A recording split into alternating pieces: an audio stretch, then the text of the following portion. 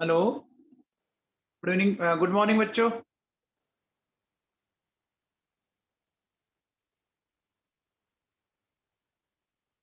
हाँ जी बेटा। तो अपन लोगों ने कल ऑक्सीजन रिड्यूसिंग स्ट्रेंथ का कॉन्सेप्ट किया था, ठीक है ना? ठीक है बच्चों, ये मैंने आपको कल समझाया था। इनसे आपके क्वेश्चंस आते रहते हैं, आपने देखा होगा, है ना? इनसे क्वेश्चंस आते रहते हैं नीट और जेई दोनों के अंदर। तो ढंग से पढ़िएगा इसको। मैंने आपको कुछ क्वेश्चंस बताए भी थे, है ना? चलिए, अब अपन कुछ और क्वेश्चंस करते हैं। सबसे पहले ये वाला क्वेश्चन बताओ बच्चों, चलो।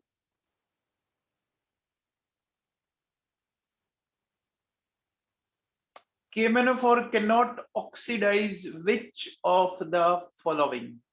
KMnO4 किसको ऑक्सीडाइज नहीं कर सकता, है ना बच्चों? ठीक है ना? बोलो बेटा। देखो बच्चों, बहुत ही सिंपल सा कॉन्सेप्ट है।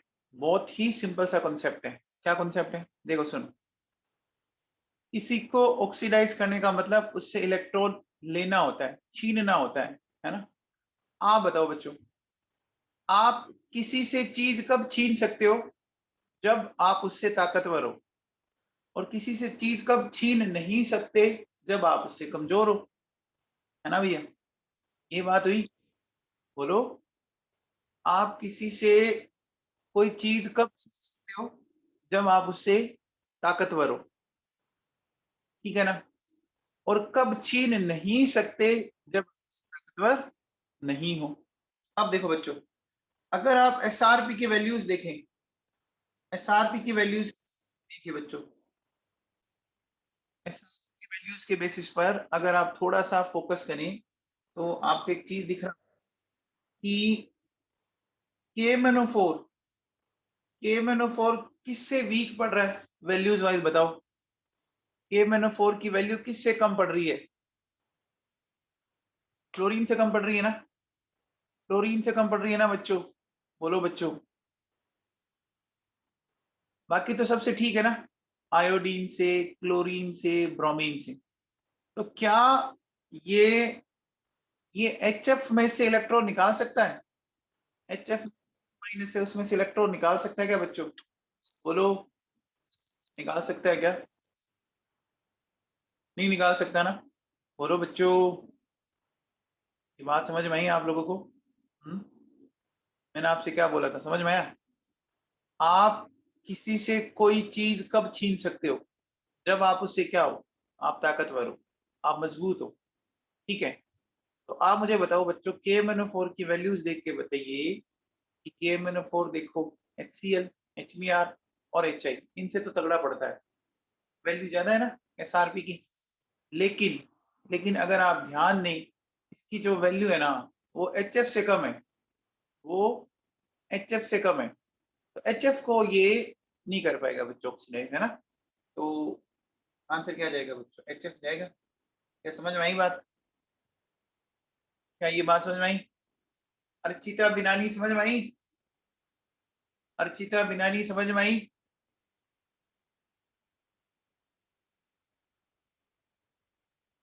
हाँ भैया, नेक्स्ट क्वेश्चन कीजिए। नेक्स्ट क्वेश्चन करो। KMnO4 cannot oxidize which of the following? तो भैया, KMnO4 किन को ऑक्सीडाइज नहीं कर सकता? बताओ बच्चों, को नहीं कर सकता? देखो बच्चों, ध्यान दीजिए, बहुत ही सिंपल सी बात है। H2SO4 को नहीं कर सकता ना? क्यों नहीं कर सकता? देखिए, बहुत ही सिंपल सी बात है बच्चों।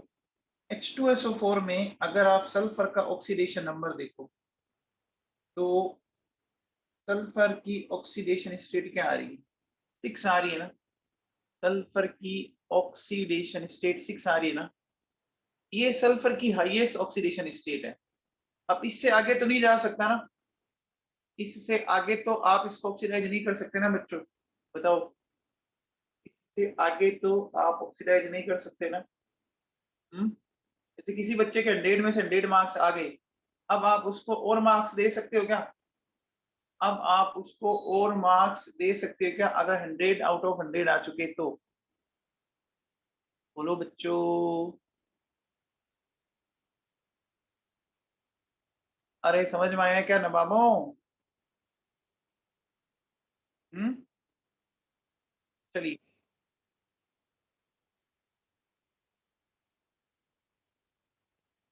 नेक्स्ट क्वेश्चन देखो। In the title acidic medium should be produced by using, बताओ। In the titration of KMnO4 acidic medium should be produced by using, बोलो बच्चों। किससे प्रोड्यूस करना चाहिए? H2SO करना चाहिए बच्चों, बोलो। ये बात समझ में आ गई? ये बात समझ में आ गई? ये देखो, ये जो तीनों क्वेश्चन करवाए ये एक दूसरे से कोरिलेट है कि नहीं है? ये तीनों क्वेश्चन एक दूसरे से कोरिलेट है। अब बताओ बच्चों, हम KMnO4 की टाइट्रेशन में ये अदर हेलोजन एसिड क्यों नहीं काम में ले रही? HBr क्यों? क्योंकि KMnO4 इन सब का क्या कर देगा? ऑक्सीडेशन कर देगा ना। KMnO4 इन सब का क्या कर देगा बच्चों? ऑक्सीडेशन कर देगा ना। लेकिन KMnO4 किसका ऑक्सीडेशन नहीं कर सकता? KMnO4 किसका ऑक्सीडेशन नहीं कर सकता? H2SO4 का, क्योंकि सल्फर ऑलरेडी +6 स्टेट में। आपको देखो मैं एक लाइन पढ़ाता हूँ एनसीईआरटी की, देखना आप। एक लाइन पढ़िएगा आप, ये लाइन पढ़ो, दिख रहा है? नोट जो लगा रखा है, क्या कह रहा है? पर मैग्नेट टाइट्रेशन मतलब KMnO4 की titration in presence of hydrochloric acid are unsatisfactory since hydrochloric acid is oxidised to chlorine. समझ में आ गया? ये एनसीईआरटी की लाइन है बच्चों, और ये नीट और जेई दोनों में आ चुकी है बच्चों, समझ में आया? एनसीईआरटी की लाइन है डी ब्लॉक में, एनसीईआरटी की लाइन है डी ब्लॉक की लाइन है ये, दिख रहा है क्या? बोलो बच्चों। तो हमें अगर KMnO4 की टाइट्रेशन करनी है तो हमें एसिडिक मीडियम किससे जनरेट करना चाहिए बच्चों, बताओ। हमें एसिडिक मीडियम किससे जनरेट करना चाहिए? कौन से एसिड से करना चाहिए? बोलो बच्चों। H2SO4।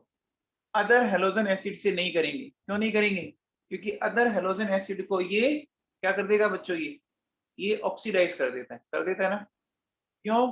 क्योंकि KMnO4 का जो रिडक्शन पोटेंशियल है वो आप देखिए बच्चों, सिर्फ फ्लोरीन को छोड़कर बाकी सबसे ज्यादा है कि नहीं है? है बच्चों, समझ में आया? तो देखिए बच्चों, ये लाइन मैंने यहाँ लिखी, titration is not satisfactory in the presence of HCl because KMnO4 can oxidize HCl। Clear? बोलो बच्चों, क्लियर है क्या? बोलो बच्चों, क्लियर है क्या? ठीक है। अब देखो बेटा, इस पे एक IIT जेईई में क्वेश्चन आया हुआ है, वो मैं आपको क्वेश्चन करवाता हूँ।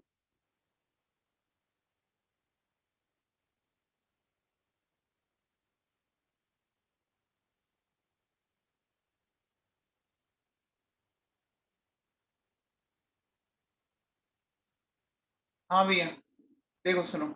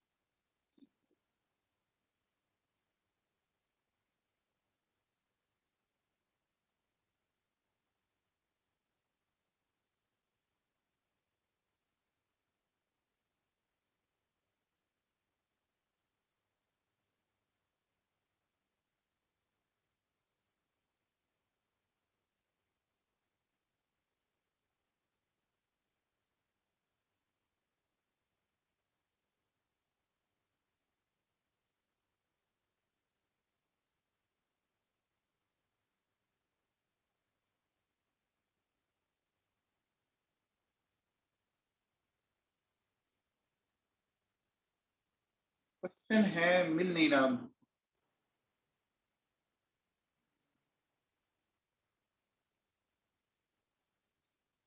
चलो मैं देखता हूँ, कल बताता हूँ आप लोगों को, ठीक है ना। तो ये बच्चों हमने क्या समझा कि जो KMnO4 है, KMnO4 आपके HF को छोड़कर बाकी सारे हेलोजन कर सकते हैं, है ना। अच्छा, KMnO4 H2SO4 को ऑक्सीडाइज नहीं, ठीक है ना। तो ये चीजें मैंने आप लोगों को एक्सप्लेन कर दी। यहाँ से क्वेश्चन आता है बच्चों। आओ बच्चों देखो सुनो, सिलेक्शन ऑफ इलेक्ट्रोड की बात करते हैं। देखो बच्चों, एक बात बताओ, हमारे पास कितने टाइप के इलेक्ट्रोड होते हैं बच्चों, बताओ। दो टाइप के इलेक्ट्रोड होते हैं, एनोड एंड कैथोड, ठीक है बच्चों। अच्छा, एनोड पे बताओ बच्चों क्या होता है, ऑक्सीडेशन होता है ना। यानी ये क्या होता है बच्चों, ऑक्सीडेशन का मतलब एक तरह से आप ये कह सकते हो कि ये डोनर ऑफ इलेक्ट्रॉन्स है, ऐसा कह सकते हैं, डोनर ऑफ इलेक्ट्रॉन्स, है ना। और कैथोड पर अपन क्या कह सकते हैं, रिडक्शन। ये क्या है बच्चों बताओ, गेन ऑफ इलेक्ट्रॉन्स, ऐसा होता है बच्चों। एनोड पर ऑक्सीडेशन, कैथोड पर रिडक्शन, ठीक है बच्चों। आप देखो बेटा सुनो कैसे, आप बताओ बच्चों, दो एलिमेंट आपको इलेक्ट्रोकेमिकल सीरीज में दे दिए, तो कौन सा एलिमेंट इलेक्ट्रॉन को लूज करेगा, जो इलेक्ट्रोकेमिकल सीरीज में हायर साइड पर है या लोअर साइड है, अपर साइड है बच्चों। जो जितना ऊपर होता है वो इलेक्ट्रॉन लूज करता है।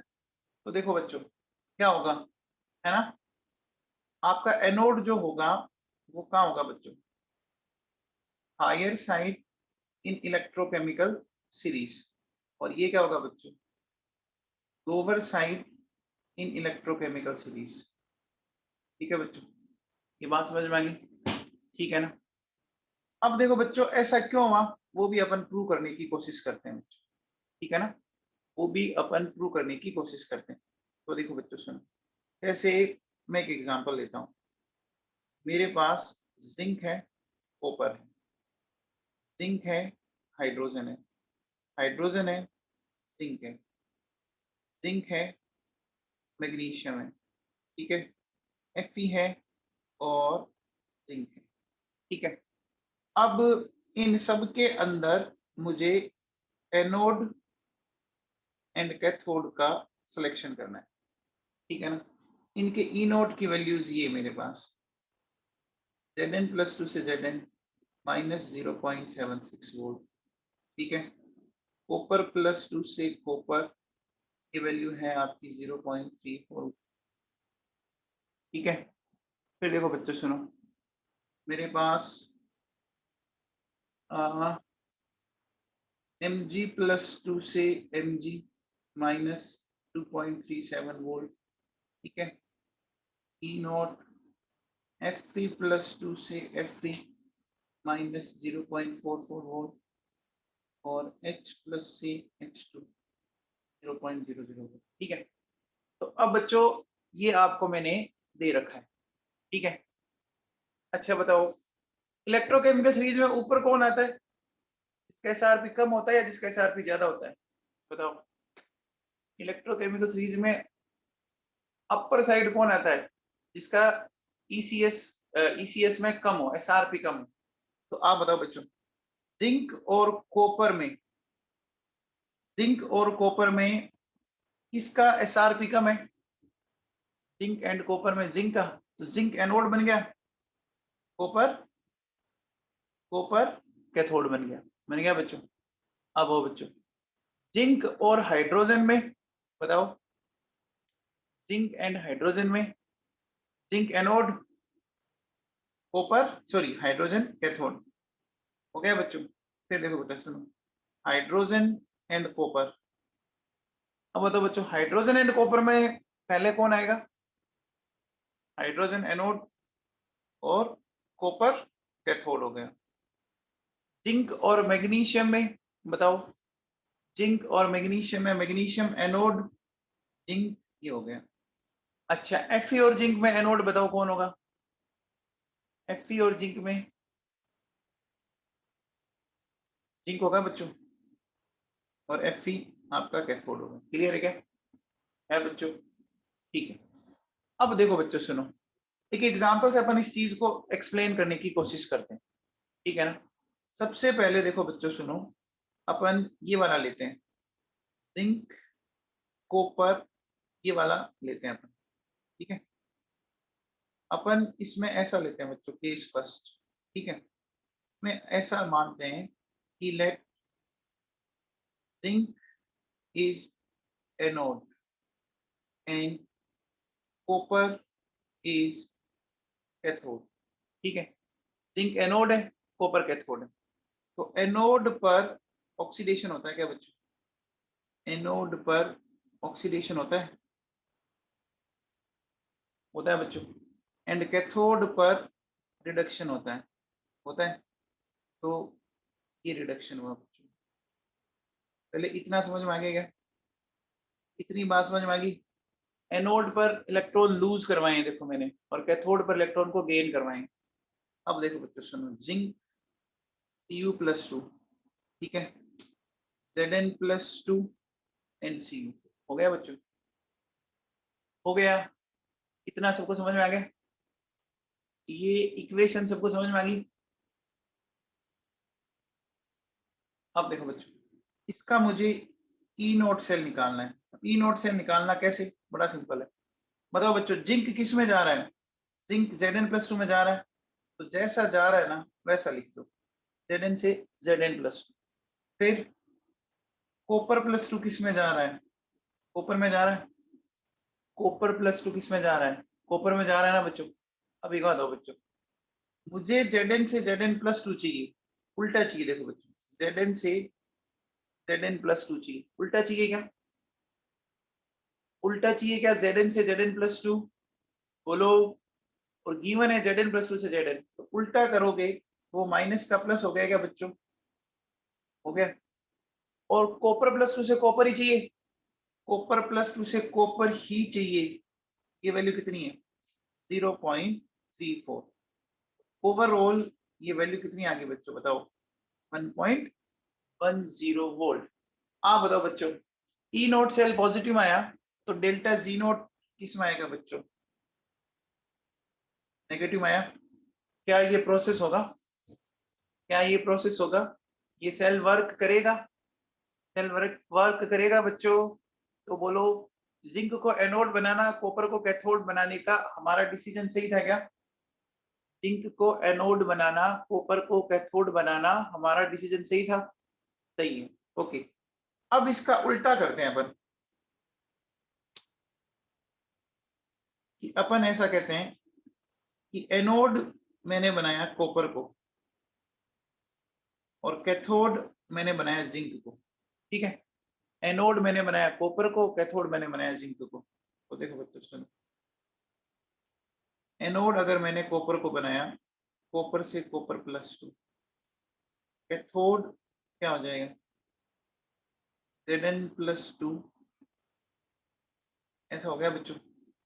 हाँ दीजिए, अगर मैंने ऐसा किया है, ठीक है, तो क्या हो जाएगा? कॉपर Zn+2, कॉपर+2 एंड जिंक, हो गया। यहाँ से देखिए बच्चों, ई नोट से ई नोट, कॉपर से कॉपर+, ई नोट Zn+3 Zn। अब आपको बच्चों कॉपर से कॉपर+2 चाहिए, चेक करो। कॉपर से कॉपर+2 चाहिए, वैल्यूज देख के बताओ क्या हो जाएगी? कॉपर+2 चाहिए, वैल्यू क्या हो जाएगी? माइनस, माइनस हो जाएगी बच्चों। अच्छा, आपको Zn+2 से Zn ही चाहिए, Zn+2 से Zn ही चाहिए, तो वो वैल्यू कितनी है? वो वैल्यू कितनी है? -0.76।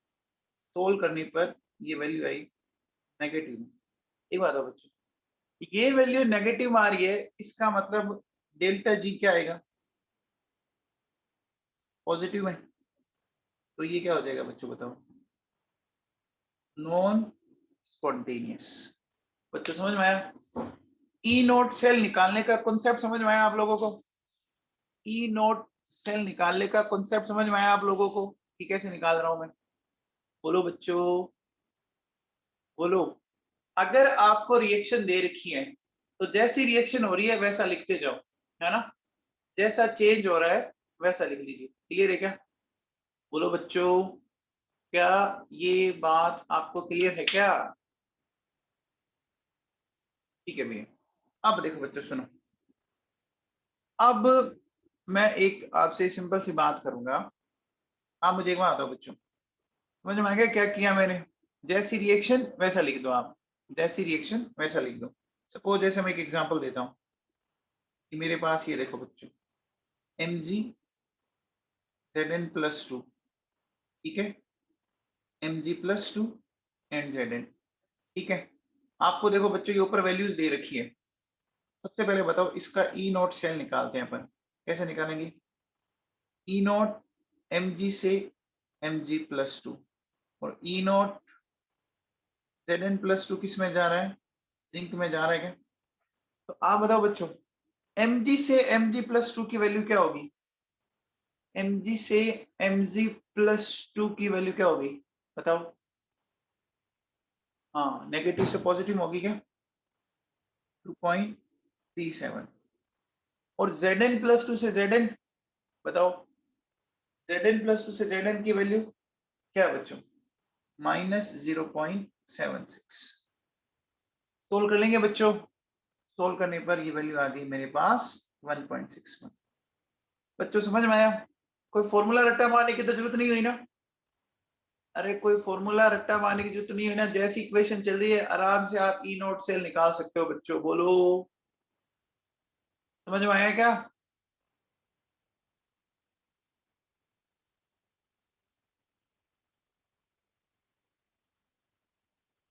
ठीक है, ठीक है बच्चों, ओके।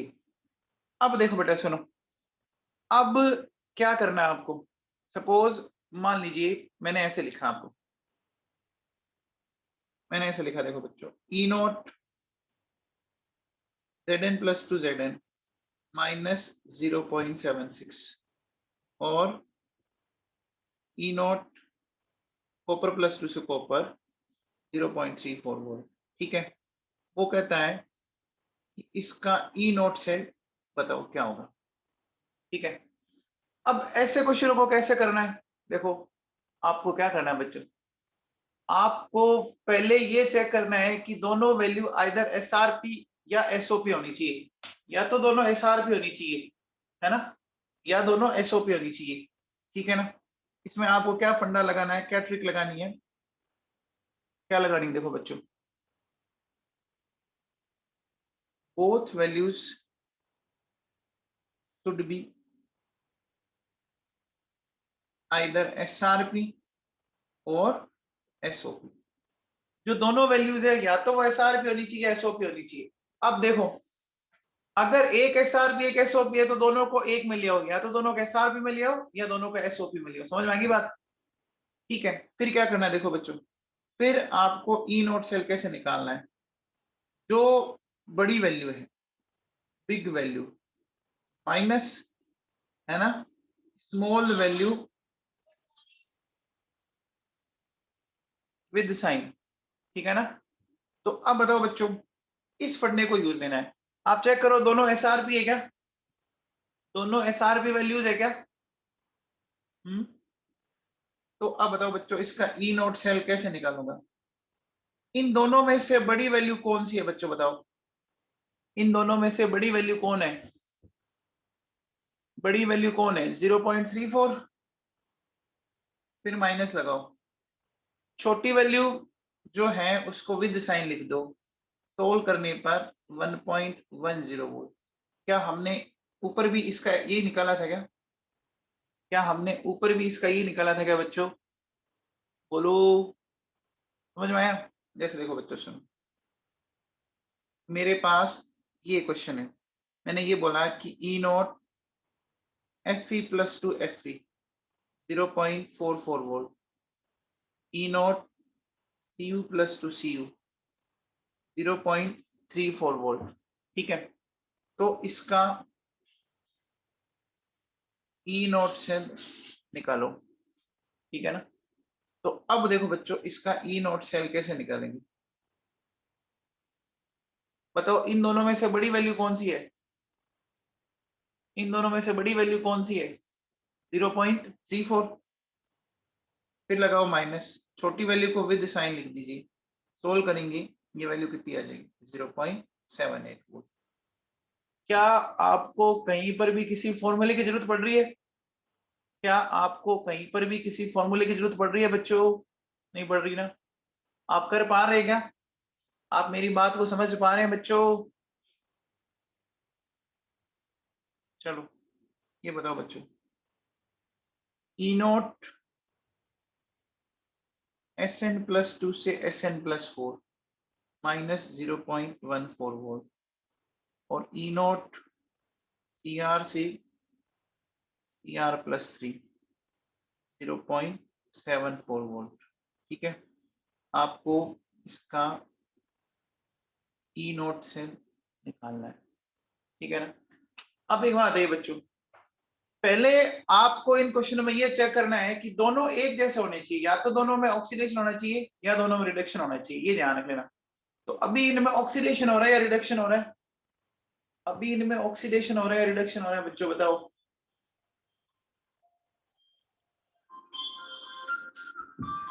बताओ,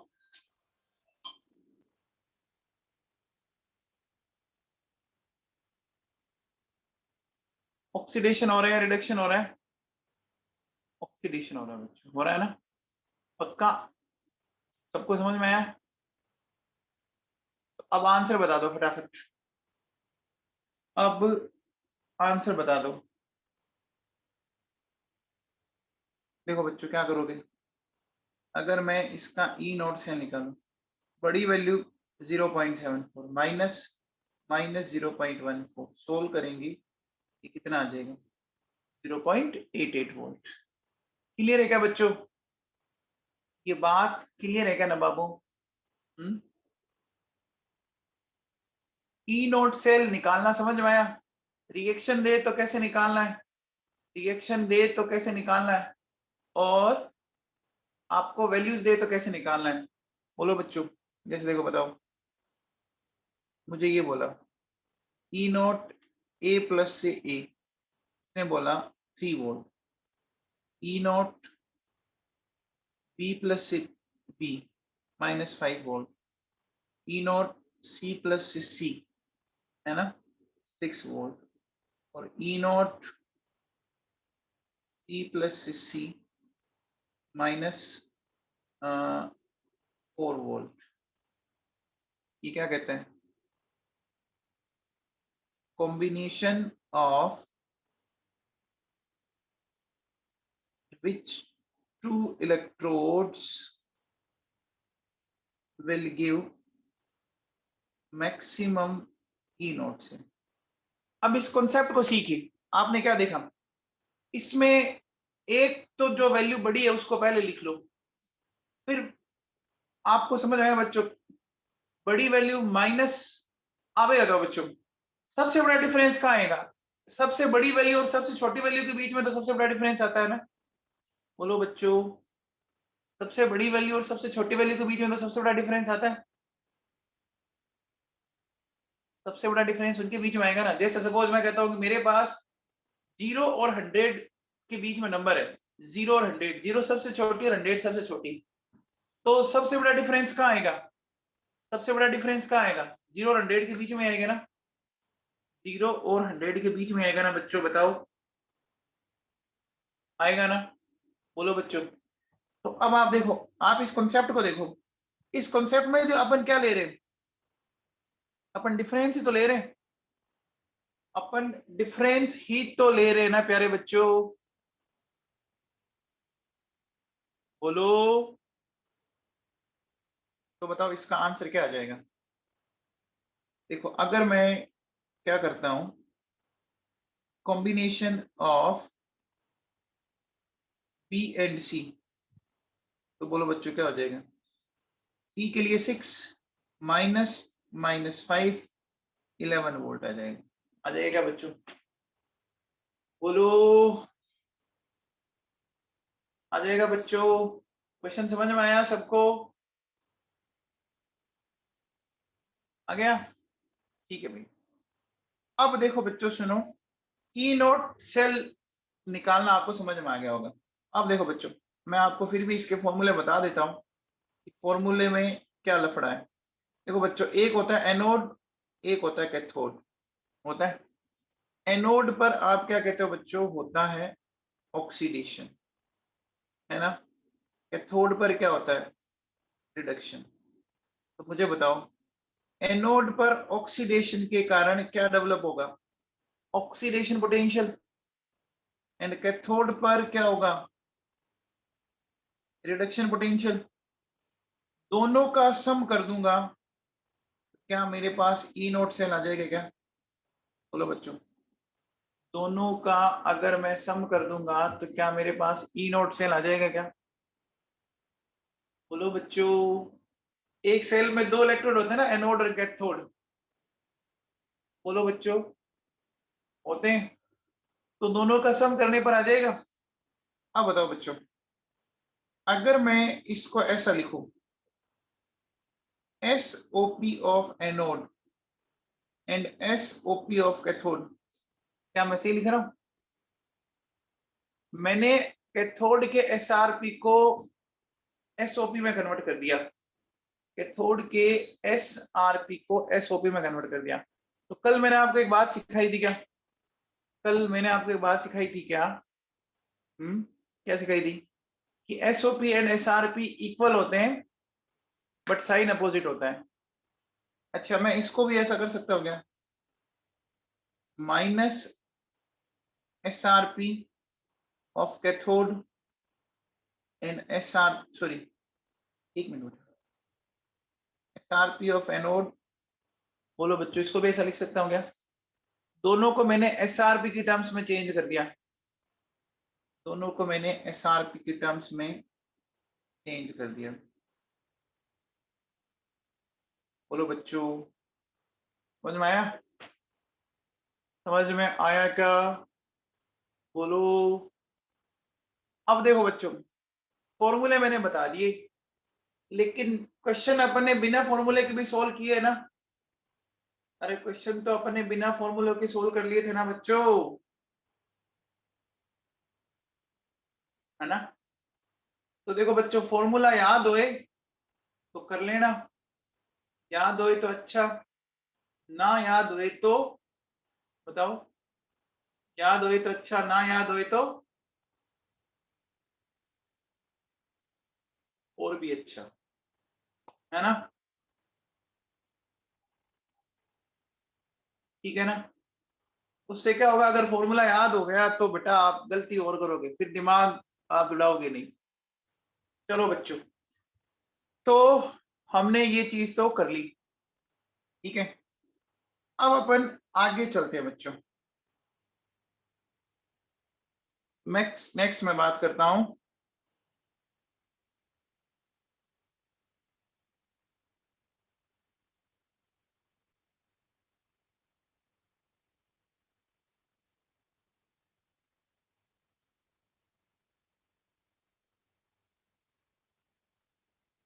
मेटल डिस्प्लेसमेंट रिएक्शन।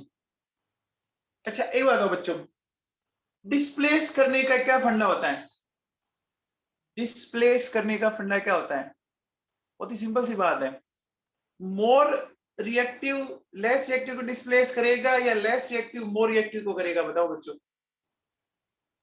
कौन किसको रिप्लेस करता है? मोर रिएक्टिव हमेशा लेस रिएक्टिव को करता है ना, चाहे वो मेटल हो चाहे वो नॉन मेटल हो, सही है ना। तो अब देखो बच्चों सुनो, क्या अपन क्या बोल सकते हैं? अपन ऐसा बोल सकते हैं कि more reactive metal can displace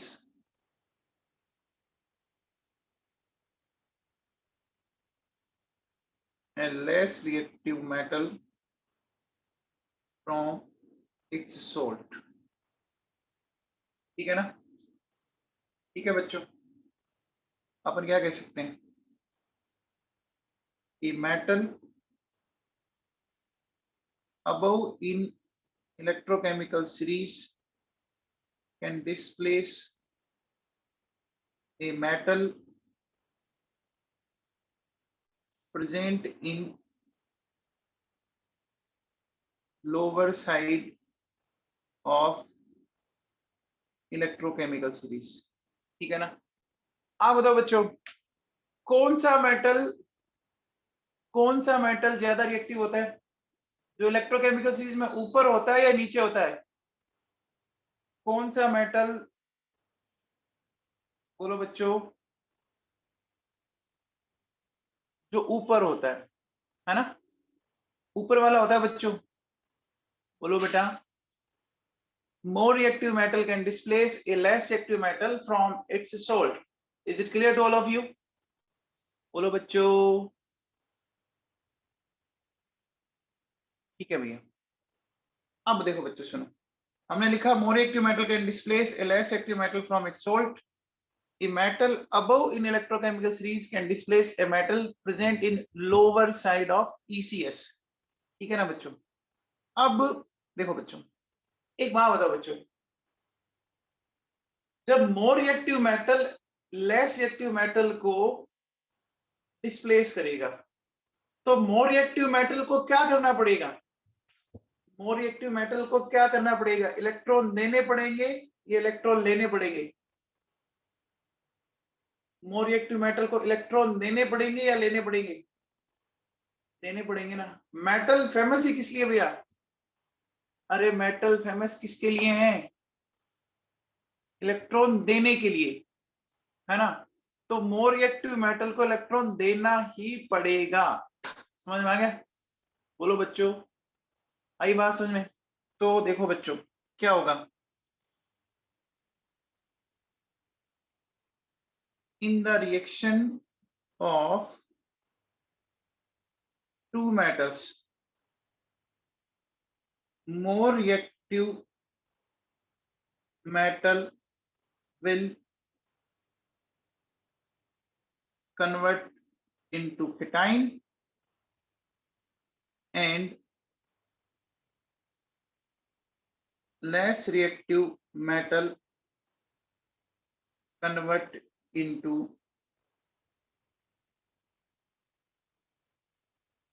neutral atom. ठीक है ना? अब बच्चों मैं आपको थोड़ा सा समझाने की कोशिश करता हूं, आप समझने की कोशिश कीजिए। देखो मेरे पास ये कॉपर सल्फेट है। कॉपर सल्फेट के एक्वा सॉल्यूशन का कलर ब्लू होता है। मैंने इसमें जिंक डाला बच्चों। सबसे पहले एक बात बताइए कि जिंक और कॉपर में ज्यादा रिएक्टिव कौन है?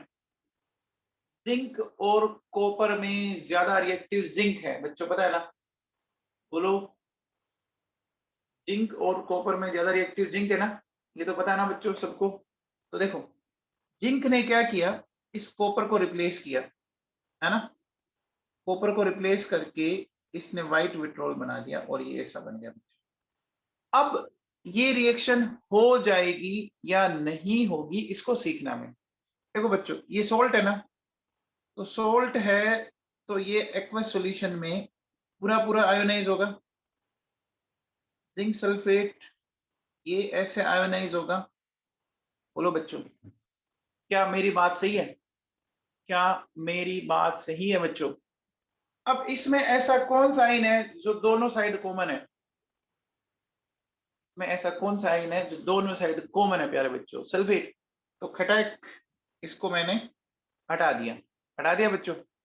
हटाने के बाद मेरे पास ये आया बच्चों, देखो copper +2 zinc and Zn+2 and copper. आप चेक कीजिए कि क्या मोर रिएक्टिव मेटल अपने केटाइन में बदल गया है क्या? इस रिएक्शन में मोर रिएक्टिव मेटल अपने केटाइन में कन्वर्ट हो चुका है क्या? अगर हो गया है तो रिएक्शन डेफिनेट हो जाएगी। अगर हो गया है तो रिएक्शन डेफिनेट हो जाएगी बच्चों। ठीक है ना? रिएक्शन आपकी डेफिनेट हो जाएगी। ठीक है ना? अब देखो बच्चों कैसे पता करेंगे। ई नोट सेल, ई नोट कॉपर से कॉपर, ई नोट Zn से Zn+2।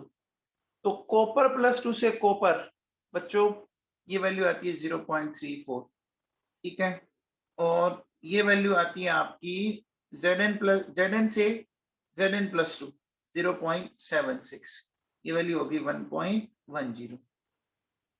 समझ में आया बच्चों? बच्चों समझ में आया क्या नवाबों?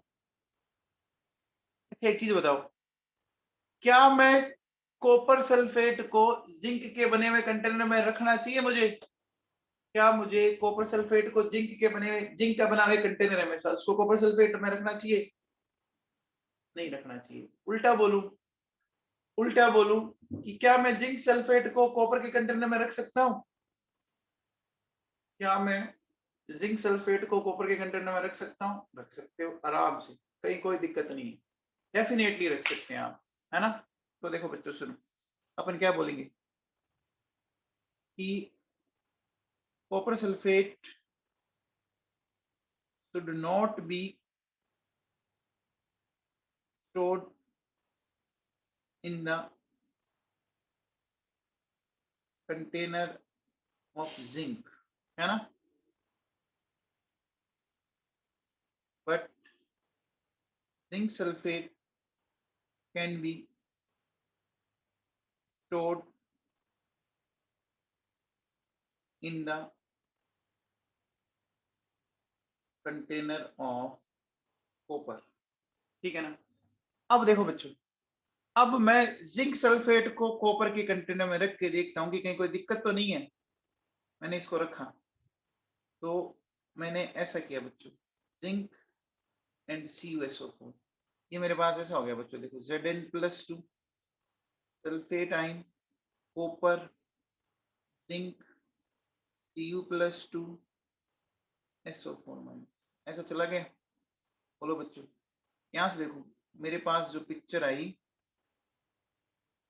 वो ये पिक्चर आई। एक बार बताओ बच्चों, क्या ये रिएक्शन होगी? क्या ये रिएक्शन होगी? क्या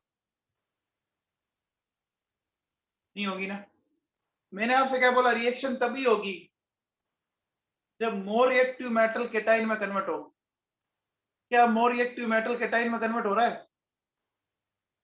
क्या मोर रिएक्टिव मेटाइल आपका केटाइन में कन्वर्ट हो रहा है क्या? हो रहा है क्या? नहीं हो रहा है ना? जिंक तो कहां कन्वर्ट हो रहा है? न्यूट्रल स्टेट में जा रहा है। आप देखो बच्चों, अगर मैं इसका ई नोट सेल देखूं तो ई नोट Zn+2 से Zn और ई नोट कॉपर से कॉपर+2, ये वैल्यू कितनी होगी? -0.76 -0.34 तो -1.10। बोलो बच्चों क्लियर हुआ क्या?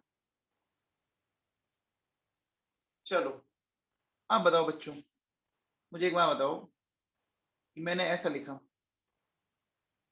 कॉपर सल्फेट ब्लू कलर और Fe, क्या इसका ब्लू कलर रहेगा या ब्लू कलर चेंज हो जाएगा बच्चों? बताओ, इसका ब्लू कलर रहेगा या ब्लू कलर चेंज हो जाएगा? किस कलर में आ जाएगा बच्चों बताओ?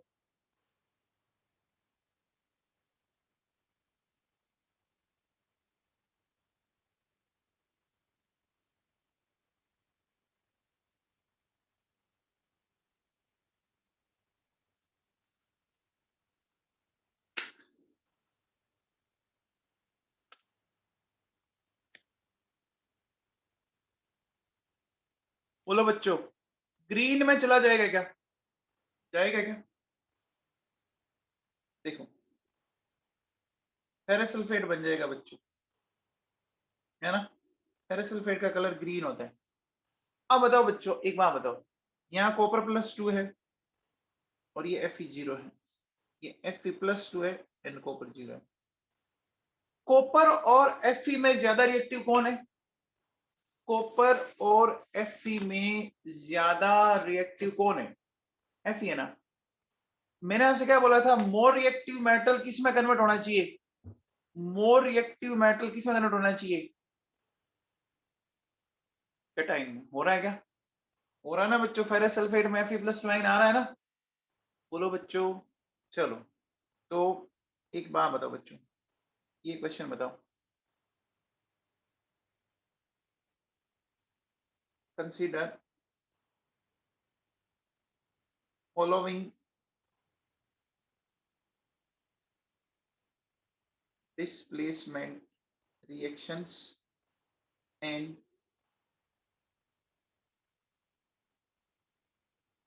determine reactivity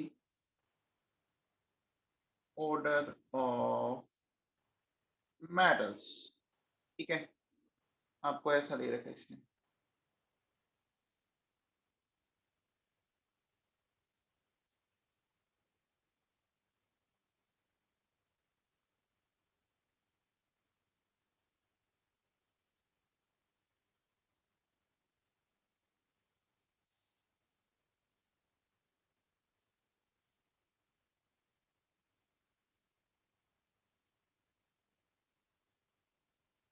आपको यहां से रिएक्टिविटी ऑर्डर निकालना है बच्चों।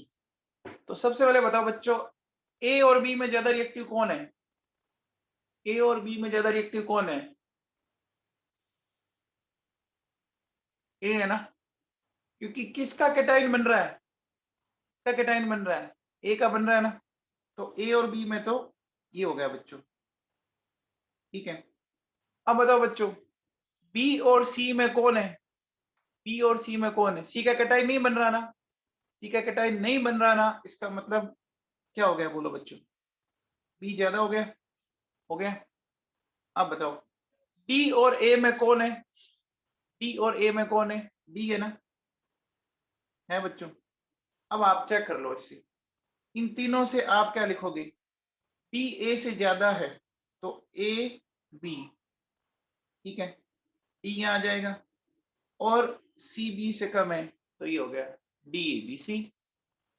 क्लियर हो गया क्या प्यारे बच्चों? बोलो, मोर रिएक्टिव मेटल हमेशा किसमें कन्वर्ट होगा? बोलो बच्चों, कैटाइन में ना, पक्का? ठीक है भैया, ये हमने बात करी बच्चों मेटल डिस्प्लेसमेंट रिएक्शन। अब आओ बच्चों, देखो सुनो, अपन बात करते हैं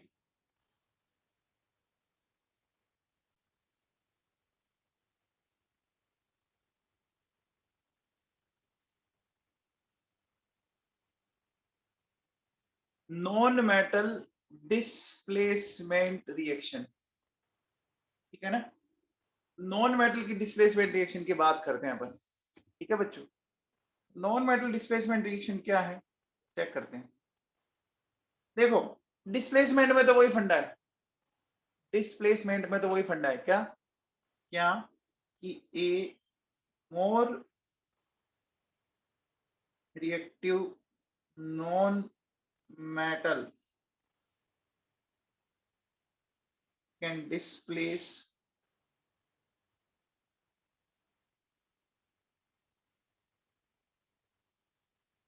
a less reactive non-metal from its salt, ठीक है। अब बच्चों एक बात बताओ, मोर रिएक्टिव मेटल कैटाइन में कन्वर्ट हो रहा था, हो रहा था ना। तो बताओ बच्चों, मोर रिएक्टिव नॉन मेटल किस में कन्वर्ट होगा? एनाइन में कन्वर्ट होगा। बस इतनी सी बात आपके दिमाग में बैठ जानी चाहिए, इतनी सी बात, है ना। देखो बच्चों, when when two non-metal reacts when two non-metal react with each other, then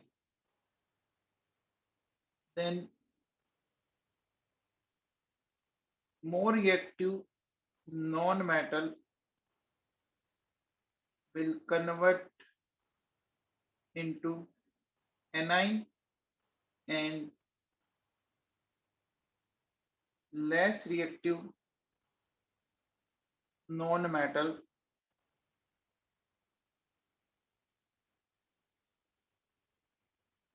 will convert into neutral species। तो समझ में आ गया? अब देखो बच्चों, आप लोगों के पास एक रिएक्टिविटी ऑर्डर आता है बच्चों। क्या? देखो F2Cl2 Br2 I2, बताओ इनकी रिएक्टिविटी का ऑर्डर क्या है? F2Cl2 Br2 I2 का क्या है बच्चों, बताओ।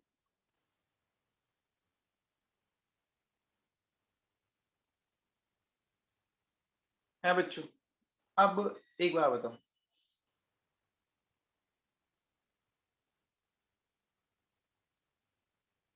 ये मेरे पास है KCl एंड F2, तो आप बताओ बच्चों, क्या फ्लोरीन क्लोरीन को रिप्लेस कर देगा? क्या फ्लोरीन क्लोरीन को रिप्लेस कर देगा? कर देगा ना?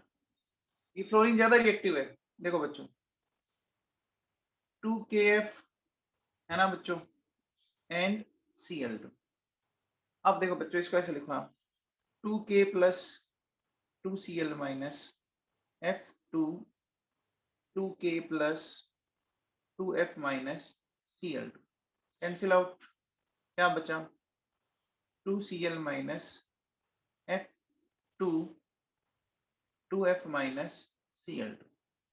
क्या मोर रिएक्टिव नॉन मेटल एक एनाइन में कन्वर्ट हो चुका है क्या? बोलो बच्चों, F और Cl में मोर रिएक्टिव कौन है? F और Cl में मोर रिएक्टिव कौन है बच्चों? F है ना? बच्चों समझ में आया? बच्चों समझ में आया ना बाबू? ठीक है, तो देखो बच्चों, आप अगर इसका वैसे वैल्यू निकालना चाहें वैसे निकालेंगे। देखो E नॉट Cl माइनस से Cl2, E नॉट F2 से F माइनस, ये वैल्यू आती है 1.33 वोल्ट और ये वैल्यू आती है 2.87 वोल्ट। ये वैल्यू पॉजिटिव आएगी कि नेगेटिव आएगी? बोलो बच्चों, पॉजिटिव आएगी। बच्चों समझ में आ गया? तो बच्चों बताओ, फ्लोरीन किसी भी एलाइड के साथ रिएक्ट करे, चाहे KCl हो, चाहे KBr हो, चाहे KI हो, उन सबको वो रिप्लेस कर देगा क्या? बोलो बच्चों, है ना? देखो फ्लोरीन चाहे वो KCl हो, चाहे वो KBr हो, चाहे वो KI हो, है ना, इन सब को वो क्या कर सकता है? वो कर सकता है क्या? Cl2 Br2 I2। बोलो बच्चों, फ्लोरीन इन सब से ज्यादा रिएक्टिव है तो एनाइन में कन्वर्ट हो गया?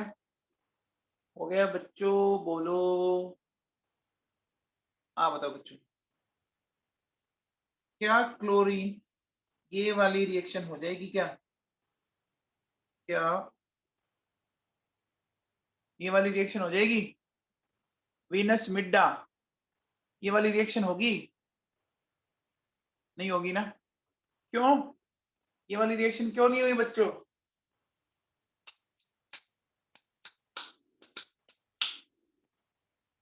बोलो।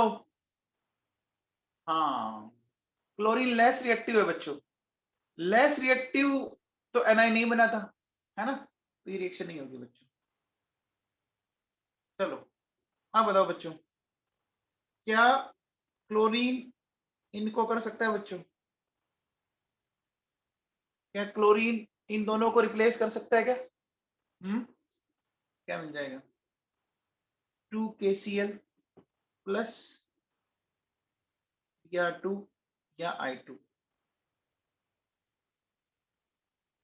अच्छा बताओ, ये Br2 क्या ब्रोमीन KI को कर सकता है? कर सकता है ना? तो भैया ब्रोमीन KI को कर सकता है तो 2KBr plus plus plus plus plus plus बोलो क्या मिल गया, I2 मिल गया। ठीक है, तो समझ में आया बच्चों, समझ में आया? आयोडीन किसी भी हेलोजन को रिप्लेस कर सकता है क्या? आयोडीन किसी भी हेलोजन को रिप्लेस कर सकता है क्या? नहीं कर सकता ना, किसी भी हेलोजन को नहीं कर सकता, औकात ही नहीं है उसकी, है ना। तो ये बताओ बच्चों, एक चीज बताओ, देखो मेरे पास कहता है 2A माइनस प्लस B2, ठीक है, A2 प्लस 2B माइनस, ठीक है, फिर 2C माइनस B2, कोई रिएक्शन नहीं, ठीक है, फिर 2D minus A2 B2 2A minus. तो इनमें आपको सबसे पहला लिखना है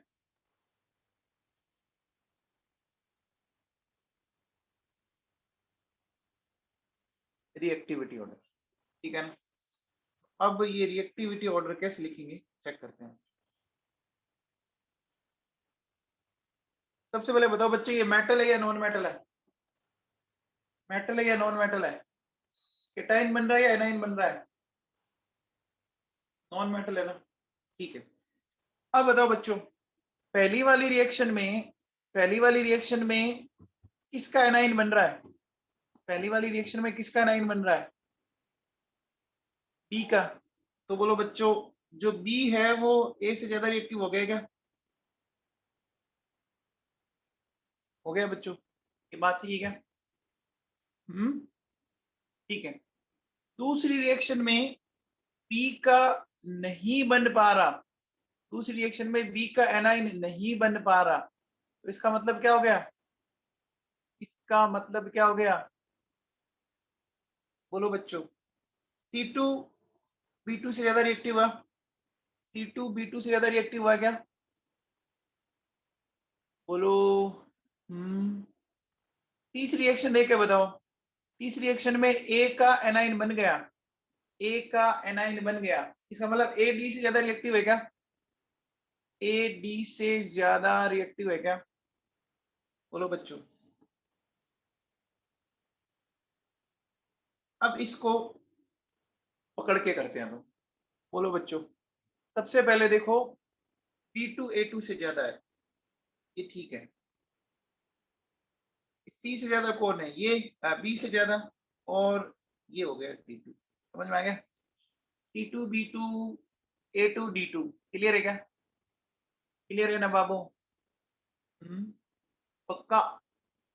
अब बताओ बच्चों, अगर मैं ये बोलूं, देखिए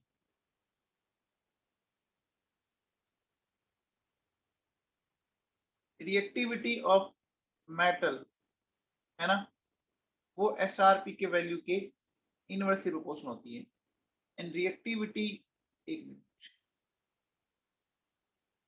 देखो नॉन मेटल की रिएक्टिविटी एसआरपी की डायरेक्टली प्रोपोर्शनल होती है, एंड रिएक्टिविटी ऑफ मेटल वो एसआरपी के इनवर्सली प्रोपोर्शनल होती है। क्या ये बात सही है?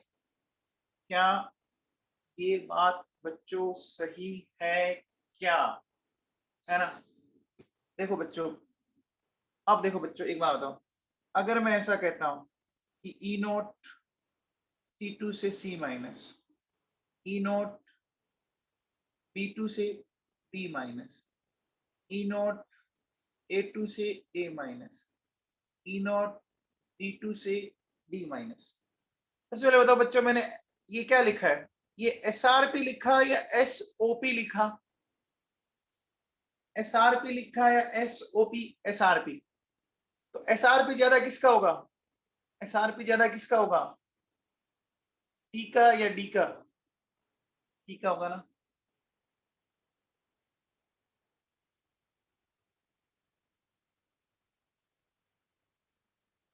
बच्चों समझ में आ गया? अरे बच्चों समझ में आ गया क्या नवाबों?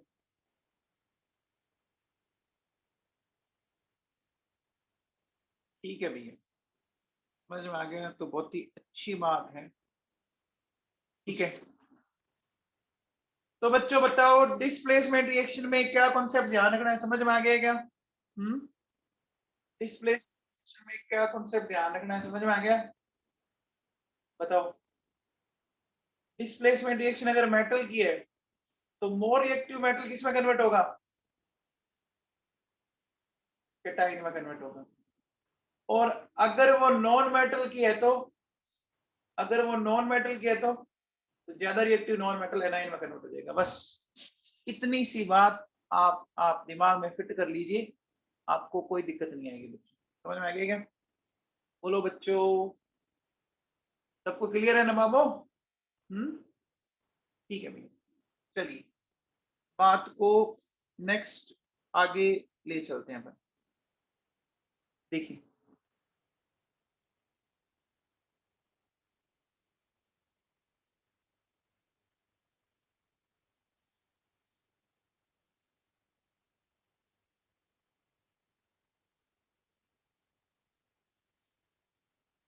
Liberation of hydrogen from dilute acids, ठीक है ना?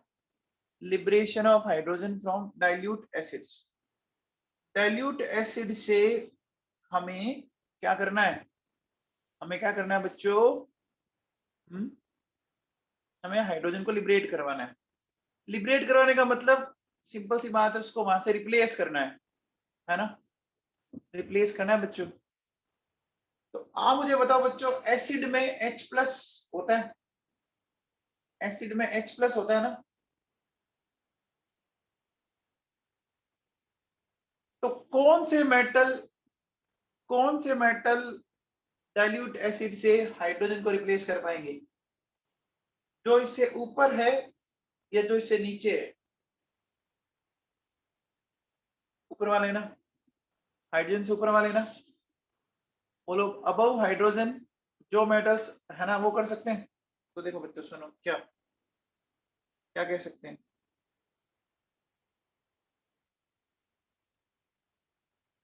Metals above hydrogen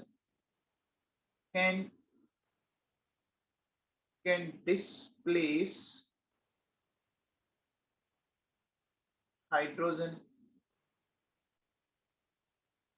from dilute acids, ठीक है ना? आगे बात सुनो। अब देखो बच्चों सुनो, सपोज एग्जांपल लेता हूं, जिंक प्लस H2SO4, ठीक है? Zinc plus H2SO4। आप बताओ बच्चों, जिंक और हाइड्रोजन में ज्यादा रिएक्टिव कौन है? जिंक और हाइड्रोजन में ज्यादा रिएक्टिव कौन है?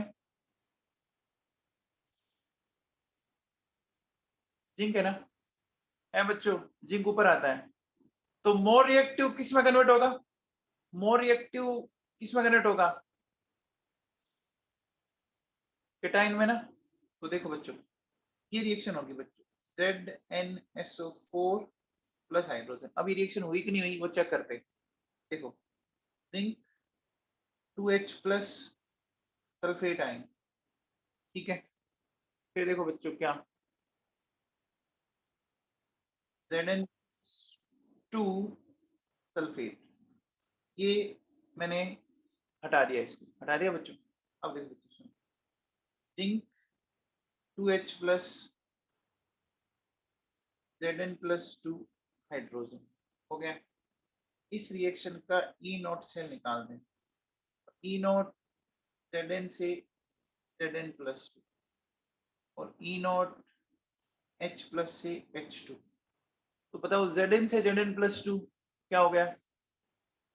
ये वैल्यू आती है बच्चों 0.76 एंड H प्लस से H ये आ गया 0.76 वोल्ट। बोलो बच्चों, ये रिएक्शन हो जाएगी? क्या मोर रिएक्टिव मेटल अपने केटाइन में कन्वर्ट हो चुका है? क्या मोर रिएक्टिव मेटल हो चुका है ना? अब आओ बच्चों, देखो सुनो, copper plus H2SO4, copper plus H2SO4, क्या ये रिएक्शन हो जाएगी?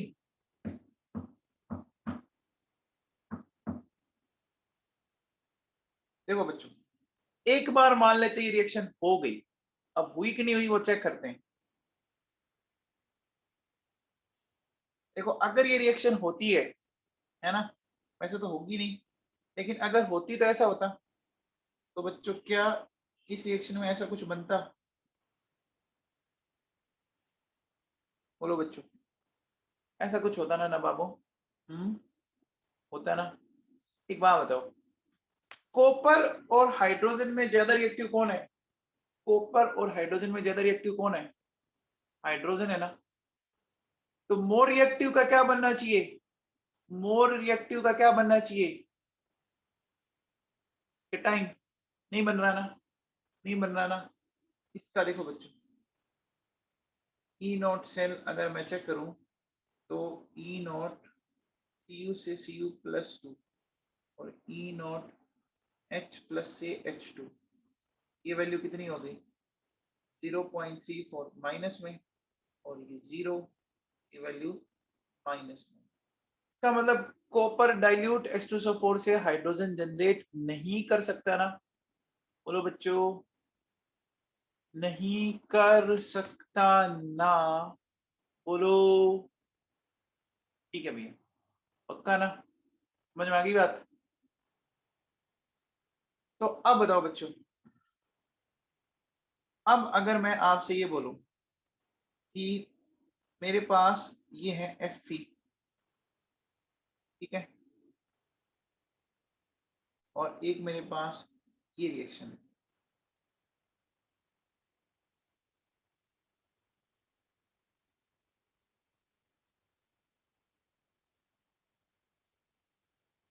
अब बताओ बच्चों, इन दोनों में से कौन सी रिएक्शन होगी? Fe डाइल्यूट HCl के साथ ये कर रहा है, FeCl2 या FeCl3? फर्स्ट वाली रिएक्शन क्यों होगी बच्चों, बताओ? फर्स्ट वाली क्यों होगी?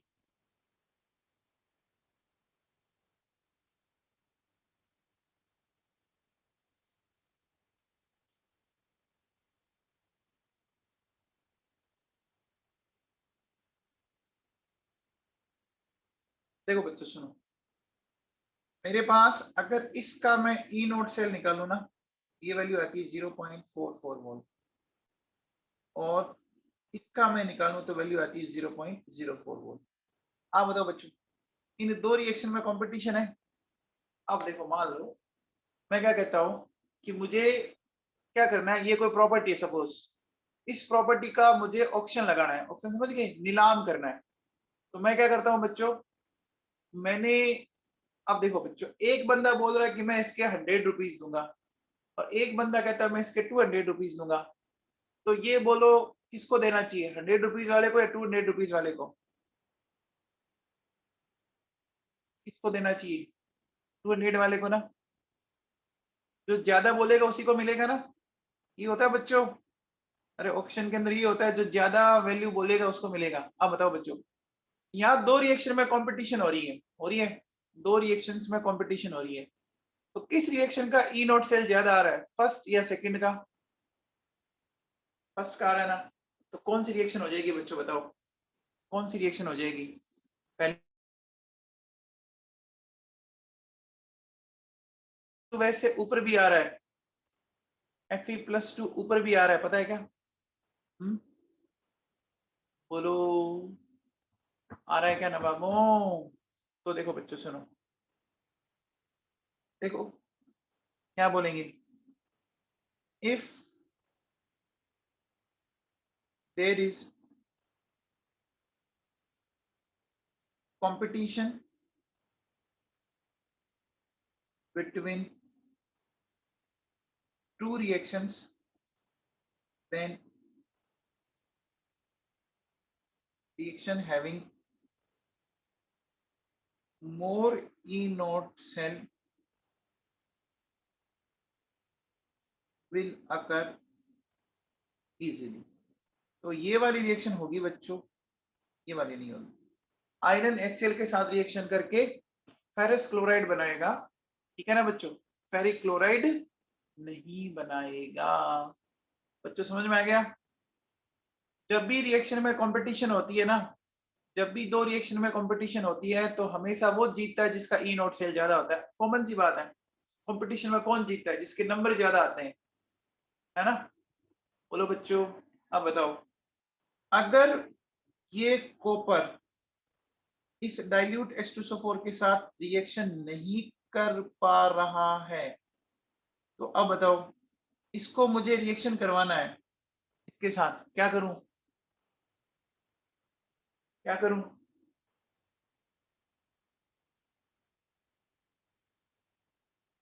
Very good Venus Midda.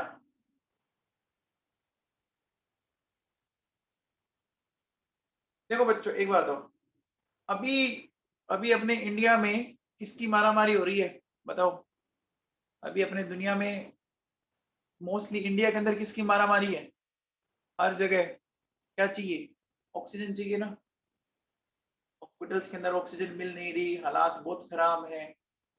तो अब देखो बच्चों, अगर मुझे इस कॉपर का ऑक्सीडेशन करना है ना, तो एक सिंपल सा फंडा, हाइड्रोजन H+ तो नहीं कर पाया, लेकिन ऑक्सीजन इसको छोड़ेगा नहीं, नहीं छोड़ेगा ना। ऑक्सीजन आराम से इस इलेक्ट्रॉन ले लेगा। आप थोड़ा ध्यान दो, देखो, अगर आप इलेक्ट्रोकेमिकल सीरीज में देखो ना, तो ये जो ऑक्सीजन वाला मामला है ना, यहाँ देखो बच्चों, मैं आपको कहीं दिखाता हूँ, कहाँ गया ये? देखो बच्चों, ये बड़ा ऑक्सीजन, ठीक है ना, ये रहा ऑक्सीजन, और ये पड़ा कॉपर। तो अब बताओ बच्चों, अब कॉपर और ऑक्सीजन में आपको दिख रहा होगा कि कॉपर अब ऊपर हो गया, ऑक्सीजन नीचे हो गया ना। कॉपर अब ऊपर हो गया, ऑक्सीजन नीचे हो गई, तो ऊपर वाला इलेक्ट्रॉन लूज कर देगा ना अब तो। अरे अब तो कर देगा ना नवाबों। लेकिन अब बताओ, लेकिन कॉपर और हाइड्रोजन में नहीं कर रहा था ना, सिर्फ कॉपर और H में तो नहीं हो रहा था ना। क्यों नहीं हो रहा था? क्यों नहीं हो रहा था? क्योंकि हाइड्रोजन कॉपर से क्या है? क्या है भैया?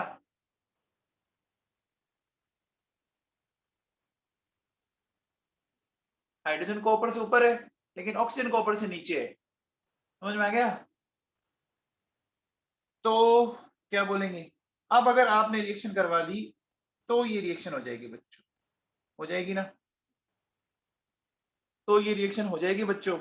तो अगर कॉपर डाइल्यूट एसिड के साथ रिएक्ट नहीं कर रहा है ना, तो आपको वहां पे क्या करना चाहिए? वहां पर ऑक्सीजन पास कर देनी चाहिए, उससे आपकी रिएक्शन एकदम आराम से हो जाएगी। बच्चों समझ में आ गया?